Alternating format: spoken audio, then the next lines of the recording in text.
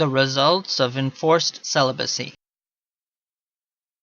Our source, the preface dating it to 1866. The location of our quote within our source. Last summer the wife of a rich merchant was taken by her confessor to the convent delle Suore Grigie. For, be it remembered, the convent is never far from the confessional box, the two being in fact twin institutions, halves of a great whole. The husband traced his wife to her refugio, and brought an action at law against the priest. The priest defended himself on the ground that his penitent had fled to the convent of her own accord, moved by the pious desire of enjoying less interruptedly the benefit of his spiritual instructions.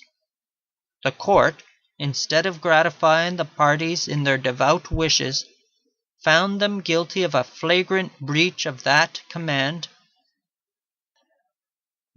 which is the sixth in order in Roman catechisms, but in Protestant ones is the seventh.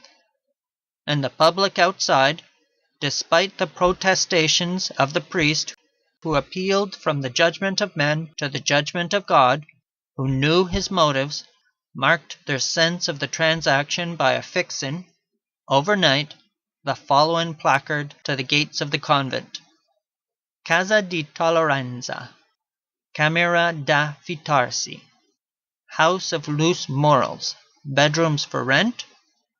2 days after the publication of these facts in Il Temporale, there appeared in the same journal a letter from a citizen of Parma, which was as follows: I have read in your spirited and most useful journal an account which shows the uses served by confessionals in convents, and I write these few lines to say that the inscription posted upon the gate of the convent del Refugio e delle Suore Grigie might be affixed to a great many similar establishments. In Parma, for example, there was a convent of the Jesuits near to that of the nuns of St. Ursula. The one was divided from the other by a narrow street. When, in 1859, the just indignation of the populace drove the fathers from their buildings, it was discovered that there was an underground communication betwixt the two convents, which enabled the monks and nuns to hold converse with one another without restraint. In Lombardy, and in other places, subterranean passages have been discovered in these establishments, which allowed the religious of both sexes freely to mingle in each other's society.